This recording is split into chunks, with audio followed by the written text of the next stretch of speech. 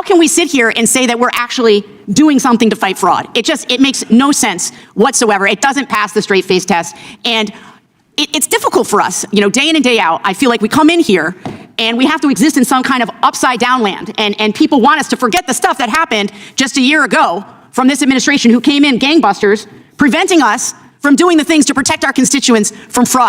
A debate over fraud and consumer protection quickly turned into one of the sharpest ideological clashes of the hearing, as Wyoming Congresswoman Harriet Hageman delivered a blistering takedown of the Consumer Financial Protection Bureau after it was raised by Vermont Congresswoman Becca Balint.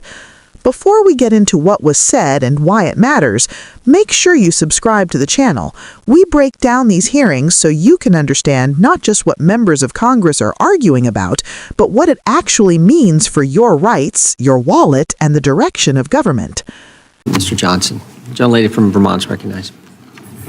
Thank you, Mr. Chair. I want to associate myself with the remarks of my colleague from Pennsylvania. I'm very concerned about the extent to which the Office of Civil Rights at the DOJ has been sidelined and underfunded. And Americans do not like what they are seeing on their TV screens. They do not like it. YouGov poll that came out in the last 48 hours showing a majority of Americans disapprove of the way that ICE is conducting itself, and they do not want this to continue. They feel like it is an attack on their civil rights, and rightly so. I also want to talk about the fact that it's very difficult to sit here and take seriously any efforts regarding going after fraud from my colleagues on the other side of the aisle when one of the first things that President Trump did when he was sworn in is he went after the Consumer Financial Protection Bureau, an agency that is independent, and its goal is to protect U.S. consumers. That's literally its mission. And at the beginning of his second term, Trump appointed an acting director who directed the Consumer Financial Protection Bureau to stop any regulatory activity and moved to fire 90% of the agency's staff. The staff that was literally standing up for Americans who had been victims of fraud and had returned $21 billion back to consumers who had been ripped off. And so we have an independent agency that was doing the work of protecting Americans from fraud, and this president decided to go after pretty much the one agency that was going to bat for all of us, preventing people from ripping us off from credit card companies, ripping us off from financial institutions and banks. So I don't know. Will the gentlelady yield? I certainly will. I yield to the ranking member. It's such an excellent point you're making that they targeted the Consumer Financial Protection Bureau, which was all about combating fraud against American consumers.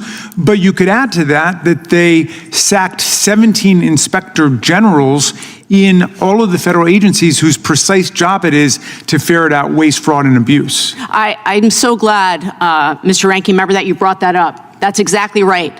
When you sideline the people, the inspectors general, whose job it is to do oversight, to ferret out fraud, and you prevent them from doing their jobs, how can we sit here and say that we're actually doing something to fight fraud? It makes no sense whatsoever. It doesn't pass the straight face test. And it's difficult for us, day in and day out. I feel like we come in here and we have to exist in some kind of upside down land. And people want us to forget the stuff that happened just a year ago from this administration who came in gangbusters, preventing us from doing the things to protect our constituents from fraud. And then we sit here and we are asked to forget all of that. And I want to just be on the record today that what happened to the Consumer Financial Protection Bureau was a travesty. It was an agency that was sticking up for all of us, and it has now been hollowed out. And I don't know how you can sit here and say that you're fighting fraud when that is what has happened. Mr. Ranking Member, do you need more time? Well, I appreciate that. I mean, what we've seen from the beginning of the administration, a dismantling of the infrastructure that is designed to combat foreign corruption, fraud. They took down the Foreign Corrupt Practices Act and said that they wouldn't enforce that any further. There's been a dismantling of the governmental infrastructure against fraud and corruption. So now, essentially, they want to take all of these crimes whose prosecution and whose investigation they've neutered in the government, and then suddenly revive attention to it simply through the immigrants and the immigration system. And I think it's a pathetic way for them to proceed, and I appreciate your yielding to me. And I yield back. Gentlelady yields back. The gentlelady from Wyoming is recognized. And the gentleman. I'm actually stunned that anyone would use the CFPB as the paragon of virtue. The CFPB is one of the most corrupt federal agencies ever created in the history of the United States. Violates the Constitution and how it was framed. It was intentionally created so that there was no congressional oversight. It was created in such a way that Congress did not have the power of the purse over the CFPB.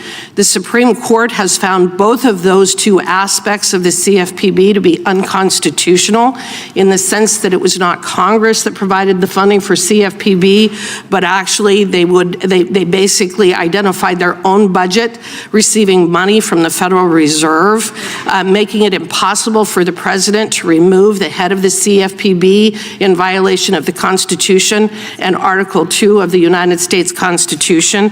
I've never seen an agency that worked harder to violate the due process rights of those businesses and entities that were the disfavored entities related to the CFPB. I watched as individuals were forced to disclose attorney-client privilege in violation of the law. I watched as they targeted, again, disfavored industries simply because they didn't like them, yet never were able to prove any kind of criminal conduct for those entities. The CFPB is exactly contrary to our very form and structure of government. I cannot imagine that anyone would hold it up as protecting us from fraudulent companies when it itself engaged in fraudulent activities. The targeting of individuals across this country by CFPB has been an absolute tragedy. And I cannot believe anyone would claim that that is an example of a problem. What the president did in terms of addressing the CFPB was exactly what needed to be done. Thank you, and I yield back. The exchange began with Congresswoman Becca Balint aligning herself with Democratic colleagues who raised concerns about civil rights enforcement and the conduct of immigration authorities. Balint cited recent polling showing broad public discomfort with how immigration enforcement has been carried out, saying many Americans view it as an attack on civil liberties. But Balint then shifted to a different argument, one that set the stage for the confrontation that followed. She questioned how Republicans could claim to be serious about fighting fraud when one of the first actions of President Trump's second administration was to aggressively target the Consumer Financial Protection Bureau, commonly known as the CFPB. Balint reminded the committee that the CFPB was created after the financial crisis with the explicit mission of protecting consumers from abusive practices by banks, lenders, and credit card companies. She noted that the agency has returned tens of billions of dollars to consumers through enforcement actions and penalties, money that had been taken through what regulators deemed deceptive or illegal practices. According to Balint, the administration's move to freeze the CFPB regulatory activity and attempt to dismantle much of its staff amounted to gutting one of the few agencies whose sole purpose is consumer protection. She argued that hollowing out the CFPB while claiming to fight fraud simply does not add up. Then the tone shifted dramatically. When Harriet Hageman was recognized, she opened with a statement that immediately signaled confrontation. She said she was stunned that anyone would hold up the CFPB as a model of virtue. From her perspective, the CFPB is not a guardian of consumers, but one of the most constitutionally flawed and abusive agencies ever created. Hageman laid out a long-standing conservative critique of the CFPB, rooted not in partisan rhetoric but in constitutional structure. She argued that the agency was deliberately designed to avoid congressional oversight, drawing its funding directly from the Federal Reserve rather than through congressional appropriations. That structure, she said, deprived Congress of its constitutional power of the purse. She also pointed to Supreme Court rulings that found aspects of the CFPB's leadership structure unconstitutional, particularly limits on the president's ability to remove the agency's director. In Hageman's view, these rulings confirmed that the CFPB was built in violation of Article 2 of the Constitution. But Hageman did not stop at legal theory. She accused the agency of routinely violating due process rights, targeting what she described as disfavored industries without proving criminal conduct. She claimed that businesses were pressured to disclose attorney-client privileged information and subjected to enforcement actions driven more by ideology than evidence. From her standpoint, the CFPB itself engaged in behavior that could fairly be described as abusive. She said the agency's actions harmed individuals and businesses across the country and stood in direct opposition to the constitutional framework of limited government and accountability. Hageman concluded by defending President Trump's actions toward the CFPB, arguing that scaling back the agency was not an attack on consumers, but a necessary correction to rein in an unaccountable bureaucracy. In her view, what the administration did was exactly what needed to be done. What makes this exchange significant is not just the sharp rhetoric, but the deeper disagreement it exposes about the role of government. Supporters of the CFPB see it as a critical safeguard against powerful financial institutions that can exploit consumers with little fear of consequence. Critics see it as an unchecked regulator that violates constitutional norms and harms lawful businesses. This debate is unlikely to end anytime soon. It reflects a fundamental divide over whether aggressive regulation protects freedom or threatens it, and whether independence from Congress is a strength or a danger. If you want clear, contextual coverage that helps you understand both sides of these fights and how they affect your daily life, subscribe to the channel. We will continue following these hearings and explaining what they really mean beyond the sound bites.